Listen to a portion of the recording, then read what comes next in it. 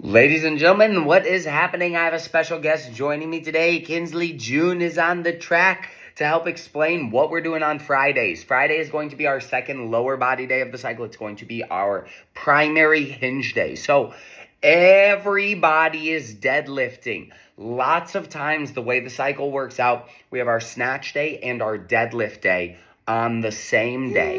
It is I know, that's true.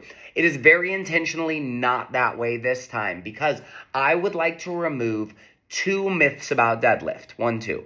The first one is that the deadlift does not help with your clean or with your snatch. This was a school of thinking in the weightlifting community for a long time. And by some old school weightlifting coaches, this is still a thought process. The thought process is when we pull the bar off the floor for the clean or the snatch, we have a more upright chest, which more resembles a squat. And therefore, we just need to squat to improve our ability to produce force in this position and therefore lift heavier weights. And the deadlift does not serve a purpose.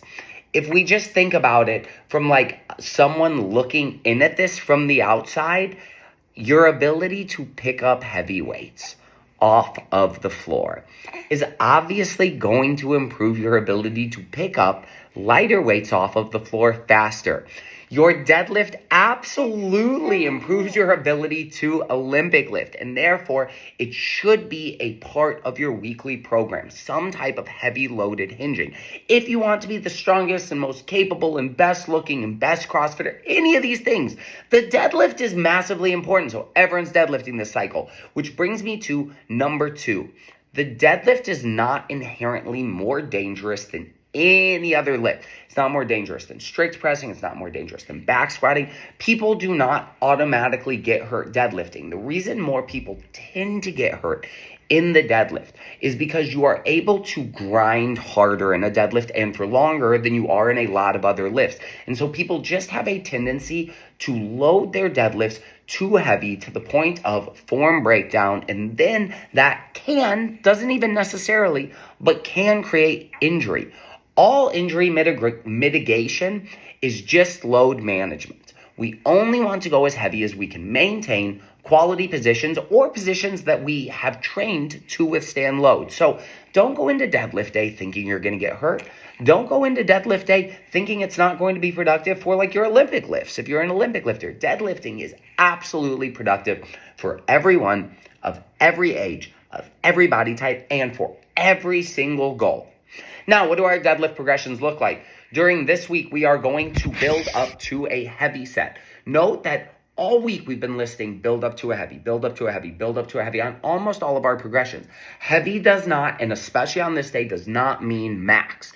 It means what's the heaviest weight that I'm going to put on that bar that I know unequivocally, definitively, without question, I will successfully hit my prescribed number of reps of as good reps. I'm not reaching, I'm not going for a 6-rep max and hoping I get it. I am working within the means of what I know I can execute on with quality movement that day. And for this day, it's going to be a heavy set of 6 for my strength and power crew and a heavy set of 10 for my building tone crew. From there, you are going to go off into your back off sets. Your back off sets, plural, do not have a defined number of sets, but it has a defined number of reps because they will be done density style. So let's say I think for strength and power, it's 15 back offs. That could be 5 sets of 3. That could be 3 sets of 5. That could be a 5, a 3, a 2, and 5 ones. It's whatever you need it to be based off of how the weight feels for you that day. It's going to be a slightly reduced percentage from your top end work, and then we're just going to accumulate a bunch of heavy volume. It doesn't really matter how you do it. If you feel really good and you want to tackle bigger sets, have at it. That's super productive.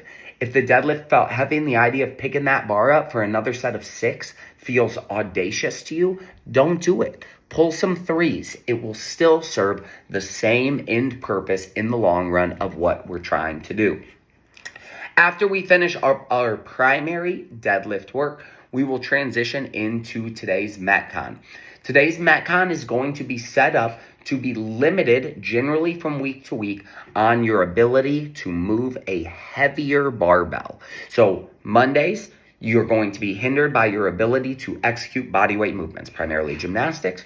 Wednesday is almost entirely going to be muscular endurance at really light weights and aerobic capacity. And Friday is going to be on your ability to move load. We are building these 3 columns mostly independently of each other for the next 7 weeks. And then as we get closer and closer to the CrossFit season, i.e. the Open, we will layer these qualities together into more mixed modal work. But right now, allowing you to push hard at the things that you are good at and then work hard at the things that you are limited by is going to be the best long-term solution to your athletic progress. So work within the range that you can on this day. There is always going to be some type of directive of what you should be able to tackle the sets in to allow you to gauge the load appropriately.